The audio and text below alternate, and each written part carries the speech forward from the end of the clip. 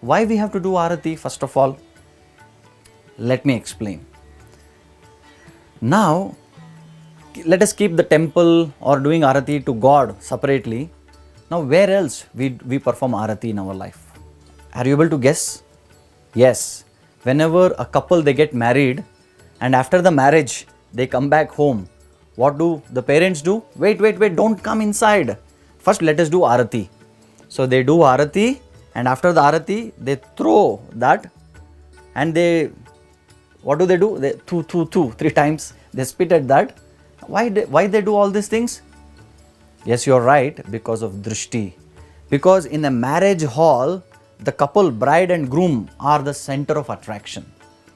And so many people, whoever come, they actually put their drishti on these people. Wow, this boy and girl, they look very nice, not nice, whatever it is. So every person who comes to the marriage hall puts their drishti on this boy and girl, bride and groom. So the parents want to take their drishti away. There are different levels of understanding. I am just giving you the first level of understanding. So similarly, when you go to a temple, who is the center of attraction? And that is God. So people come and they try to take darshan of God. Darshan means actually looking at God. Now the point here is, they do Arati to Lord, they don't throw it. Because who can put their ill, negative drishti on them, on God? So what do? When we do Arati to God, we don't throw it, but we take that Arati and put it on our head. Meaning, nobody can put negative drishti, but whatever is in connection with God becomes auspicious. Though that auspiciousness, we want to take it and put it on our head. So that is the point. Now, why to do Arati? Why Arati we have to do like this only? So the understanding is, we are keeping God in the center. So we are keeping God in the center and we are doing Arati to God. So this is the procedure which explains, oh God, please come and stay in the center of our heart, center of our family, center of our life. So this shows that we are inviting God, oh God, please become the center of our life. Second reason. I'll give you one more reason. So the third reason is, what is this entire creation made up of? Earth, water, fire, ether, right? Bhumir apo analo vayuhu kammano buddhirevacha ahankara iti yamme bhinna prakritirashtada. So this entire creation is made up of these 5 elements or panchabhutas. Bhumir, Apa, Anala, Vayuhu, Kam. Earth, water, air, fire and ether. Now, and who is the creator? God is the creator. So now we want to offer it to God something. We want to give something to God. What else in this world can we give to God? Like for a small child, he wants to give some gift to his father for his father's birthday. What the small child of 5 years can give a gift to his father? He takes 10 rupees from his father and goes and buys some chocolate, and that chocolate he offers it to his father. Father, happy birthday.